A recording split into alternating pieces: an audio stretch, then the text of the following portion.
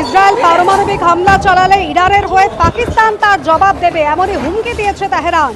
ইরানের হামলায় ইসরায়েলের তেল আভিভ এবং জেরুজালেমেও ব্যাপক ক্ষয়ক্ষতি হয়েছে। ইরানের হামলায় মৃত্যু হয়েছে 13 জনের।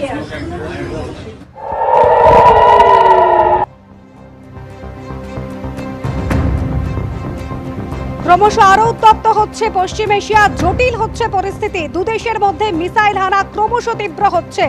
গতকাল রাতেও টানা 4 দিন ধরে গতকাল রাতেও কিন্তু তেহরানের আকাশে ইসরায়েলের ফাইটার জেট দেখা দিয়েছে বারবার।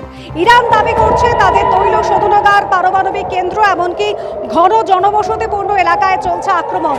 একদিকে যেরকম একাধিক সামরিক কর্তা তারা প্রাণ হারিয়েছেন বলে ইরানের দাবি, বেশ কয়েকজন পরমাণু বিজ্ঞানীও মারা গিয়েছেন বলে ইরানের পক্ষ থেকে দাবি করা হচ্ছে।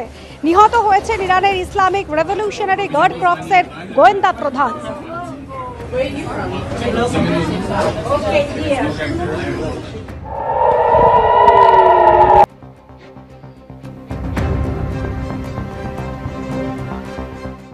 ইসরায়েল ইরানের সংঘর্ষের মধ্যে ফের একবার ডোনাল্ড ট্রাম্পের দাবি ঘিরে শুরু হয়েছে বিতর্ক। ইরানের ওপর আক্রমণের সঙ্গে তাদের কোনো ভূমিকা নেই বলে দাবি করেছে আমেরিকা। আর অন্যদিকে ইসরায়েলের প্রধানমন্ত্রী তিনি আবার দাবি করছেন আমেরিকার সম্পূর্ণ সমর্থন রয়েছে তাদের সঙ্গে। আর এই আবহেই ফের একবার ভারত পাক সংঘর্ষ বিরতিতে তার ভূমিকার কথা ফের উল্লেখ করেছেন ডোনাল্ড ট্রাম্প। ওমানে রবিবার ৬ষ্ঠ দফার পরমাণু বৈঠকে বসার কথা ছিল আমেরিকা ও ইরানের, কিন্তু ইসরায়েলের সঙ্গে তৈরি হওয়া সংঘাতের আবহে সেই বৈঠক আগেই ভেস্তে গেছে। এই অবস্থায় রবিবার ইরানকে হুঁশিয়ারি দিলেন আমেরিকার প্রেসিডেন্ট ডোনাল্ড ট্রাম্প। সমাজ মাধ্যম ট্রুথে তিনি লিখেছেন, রাতে ইরানের উপর আক্রমণের সঙ্গে আমেরিকার কোনো সম্পর্ক নেই। যদি আমাদের উপর ইরান কোনোভাবে বা কোনো ধরনের আক্রমণ করে, তাহলে আমেরিকার সশস্ত্র বাহিনী পূর্ণ শক্তি দিয়ে তোমাদের উপর এমনভাবে আঘাত হানবে যা আগে কখনো দেখা যায়নি। কিন্তু ট্রাম্পের এই বার্তাকে ঘিরে শুরু হয়েছে বিতর্ক। ট্রাম্প যখন বলছেন ইরানের উপর ইসরায়েলের এয়ার স্ট্রাইকে আমেরিকার কোনো ভূমিকা নেই, তখন সম্পূর্ণ উল্টো সুর শোনা গেছে ইসরায়েলের প্রধানমন্ত্রী বেঞ্জামিন নেতানিয়াহুর গলায়। This is what Israel is doing with the support, the clear support of the President of the United States, Donald Trump, and the American people, and many others in the world. এদিকে Donald ট্রাম্পের দাবি মানতে নারাজ তেহরানও। শনিবার ৬ষ্ঠ দফার পরমাণু বৈঠক বাতিল করে এর জন্য আমেরিকাকে কার্যত দায়ী করেছিল ইরান।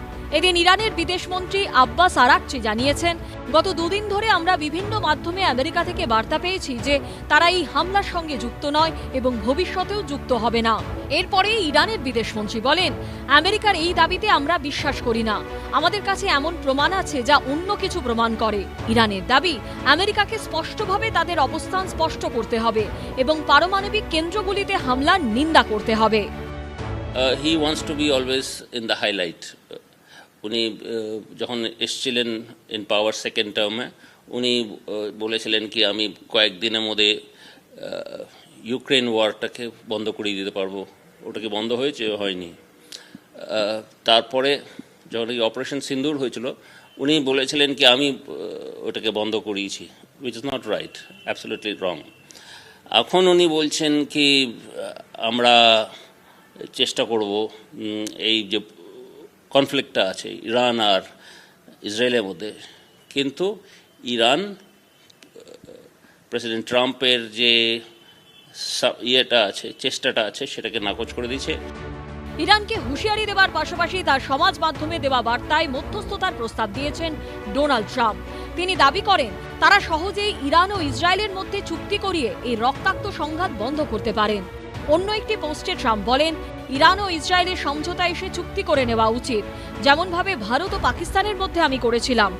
মার্কিন যুক্তরাষ্ট্র তার স্বভাব অনুসারে তার যে স্বভাব সিদ্ধ যে আচরণ পররাষ্ট্রনীতিতে, এবং ট্রাম্পও তাই একই কথা বলছে যে কোনো কারণে যদি ইরান মার্কিন যুক্তরাষ্ট্রের ওপর হামলা করে তাহলে কিন্তু তারা এবং এটাও আরেকটা কথা এখানে বলে রাখতে আমি চাই যে ইরানের সঙ্গে মার্কিন যুক্তরাষ্ট্রের সম্পর্ক ইদানিং ইতিহাসে কোনোদিনই ভালো ছিল না।